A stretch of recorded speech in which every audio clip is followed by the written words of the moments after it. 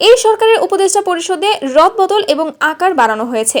তবে উপদেষ্টা পরিষদ নিয়ে অসন্তোষ প্রকাশ করেছেন বৈষম্য বিরোধী ছাত্র আন্দোলনের অন্যতম সমন্বয়ক এবং জুলাই শহীদ স্মৃতি ফাউন্ডেশনের সাধারণ সম্পাদক সার্জিস আলম। রোববার 10 নভেম্বর দিবাগত রাতে এক ফেসবুক পোস্টে অসন্তোষ প্রকাশ করেন সার্জিস আলম। ফেসবুক পোস্টে তিনি বলেন, শুধু একটা বিভাগ থেকে 13 জন উপদেষ্টা, অথচ উত্তরবঙ্গের রংপুর, রাজশাহী বিভাগের 16টা জেলা থেকে কোনো উপদেষ্টা নেই। তার উপর খুনি হাসিনার তেলবাজরাও উপদেষ্টা হচ্ছে।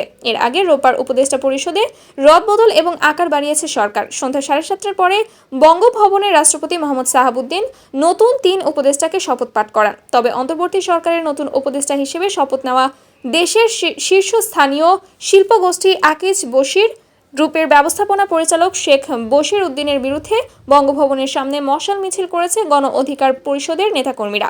মশাল মিছিলে অংশগ্রহণকারীরা শেখ বশির উদ্দিনকে আওয়ামী লীগের দোসর হিসেবে তাকে আখ্যায়িত করেন। তারা বলেন, উপদেষ্টা পরিষদে শেখ বশির উদ্দিনের জায়গা পাওয়া মানে আওয়ামী লীগকে পুনর্বাসনের প্রক্রিয়া। অবিলম্বে উপদেষ্টা পরিষদ থেকে শেখ বশিরকে সরিয়ে দিতে হবে। এদিকে একই দিন মন্ত্রিপরিষদ সচিব শেখ আব্দুর রশিদ স্বাক্ষরিত এক প্রজ্ঞাপনে উপদেষ্টাদের দফতর পুনর্বন্টনের তথ্য জানানো হয়। প্রজ্ঞাপন অনুযায়ী প্রধান উপদেষ্টা ডক্টর মোহাম্মদ ইউনুস মন্ত্রিপরিষদ বিভাগ, প্রতিরক্ষা মন্ত্রণালয়, সশস্ত্র বাহিনী বিভাগ, খাদ্য মন্ত্রণালয়, জনপ্রশাসন ও বেসামরিক বিমান পরিবহন ও পর্যটন মন্ত্রণালয়ের দায়িত্বে ছিলেন। তবে দপ্তর পুনর্বন্টনের জন্য তিনি মন্ত্রিপরিষদ বিভাগ, প্রতিরক্ষা মন্ত্রণালয়, সশস্ত্র বাহিনী বিভাগ, জনপ্রশাসন মন্ত্রণালয়ের দায়িত্বে থাকবেন। অন্যদিকে সালেহ উদ্দিন আহমেদ অর্থ ও বাণিজ্য মন্ত্রণালয়ের দায়িত্বে ছিলেন। এখন থেকে তিনি অর্থ মন্ত্রণালয়ের দায়িত্ব পালন করবেন। অধ্যাপক আসিফ নজরুল উপদেষ্টা হিসেবে আইন, বিচার এবং সংসদ বিষয়ক মন্ত্রণালয়, প্রবাসী কল্যাণ ও বৈদেশিক কর্মসংস্থান এবং সংস্কৃতি বিষয়ক মন্ত্রণালয়ের দায়িত্বে ছিলেন। দপ্তর বণ্টনের পর তিনি আইন, বিচার এবং সংসদ বিষয়ক এবং প্রবাসী কল্যাণ ও বৈদেশিক কর্মসংস্থান মন্ত্রণালয়ের দায়িত্বে থাকবেন।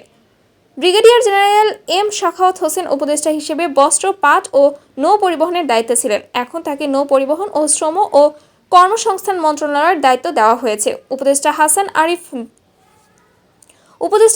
আরিফ স্থানীয় সরকার, পল্লী উন্নয়ন ও সমবায় এবং ভূমি মন্ত্রণালয়ের দায়িত্বে ছিলেন। এখন থেকে তিনি ভূমি এবং বেসামরিক বিমান পরিবহন ও পর্যটন মন্ত্রণালয়ের দায়িত্ব পালন করবেন। কার্যালয়ে সংযুক্ত ছিলেন। এখন থেকে খাদ্য মন্ত্রণালয়ের দায়িত্ব পালন করবেন তিনি।